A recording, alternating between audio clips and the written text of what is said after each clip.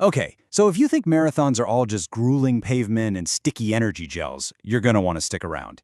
We're heading to France to talk about the Beaujolais International Marathon, which is honestly less of a race and more of a 42-kilometer-long party. I mean, listen to this. The organizers themselves call it a race that combines originality and a friendly vibe with an ultra-festive atmosphere. And yeah, as you can see, that means people show up in some absolutely wild costumes. Seriously? This race completely breaks the mold. It's famous for swapping out those energy gels for local cheese, and its water stops? Well, let's just say they're more like wine tastings. So go ahead and mark your calendars because the next one is happening this year on November 23rd. Let's dig into what makes this race an event you have to see to believe.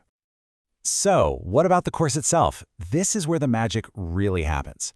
Forget pounding city streets. We're talking about a run right through the heart of one of France's most gorgeous wine regions. And get this, the course isn't just a single path. It actually winds its way through 12 different Beaujolais villages. Each one has its own unique character, its own little chateau, and of course, its own local flavor. And here's where it gets really fun. Along the route, there are 16 official tasting stations. Yeah, we're talking Beaujolais Nouveau, local meats, cheeses. It's basically a culinary tour disguised as a marathon. The whole thing kicks off at 9 a.m. in the beautiful village of Fleury-en-Beaujolais. And right from the get-go, you're descending through these incredible vineyards, which just sets the perfect tone for the rest of the day. And they don't make you wait long for the good stuff. Before you even hit the 5K mark, you've got your first wine tasting. You'll run past stunning spots like the Château de Carcelles and Château de Pizet, all while local bands are playing. It's a total sensory overload, in the best way possible. Now, as you cruise from kilometer 10 up to the half-marathon point, that parade of amazing scenery just keeps on coming. You're passing this whole series of historic chateaux like La Terrière and Ravadis, and each one has its own little party with refreshments going on.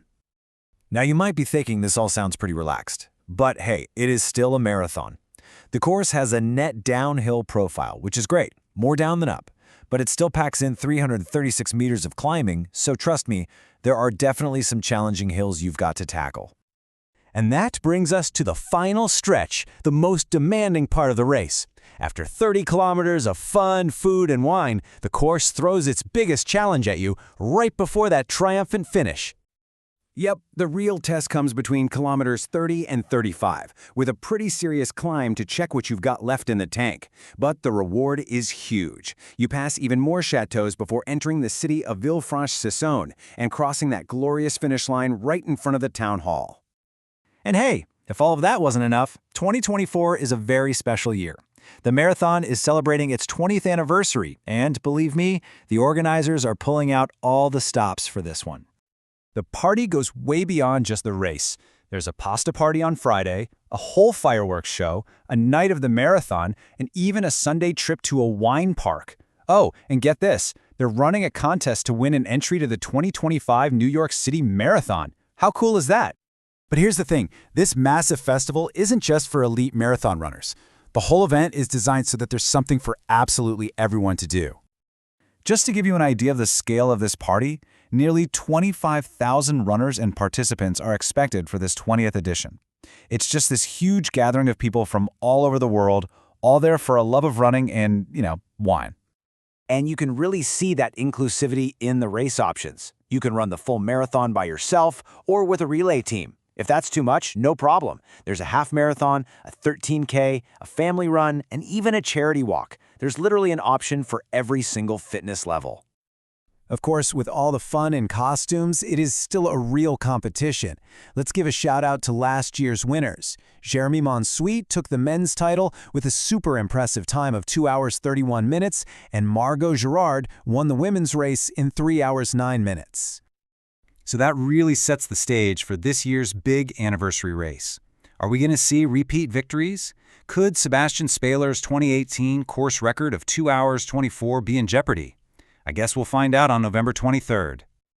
All right, so if you're sitting there thinking, okay, I have to do this, let's get into the practical stuff. How do you actually join the party? First off, the time limits. And here's some really great news. They are very generous. You get a full 7 hours to finish the marathon, which means there's plenty of time to enjoy those tasting stations and just soak in the atmosphere without any pressure. But if you do have a specific time goal in mind, they've got you covered there too. They have official pacers on the course for a whole range of finish times, from a speedy 3 hours 15 all the way to a solid 4-hour finish. And the logistics? Surprisingly simple. The organizers have it all figured out. You park for free in Villefranche-sur-Saône, which is where the race finishes. From there, you just hop on a free shuttle that takes you right to the starting line in Fleury. It's super well organized. So after all that, there's really only one question left.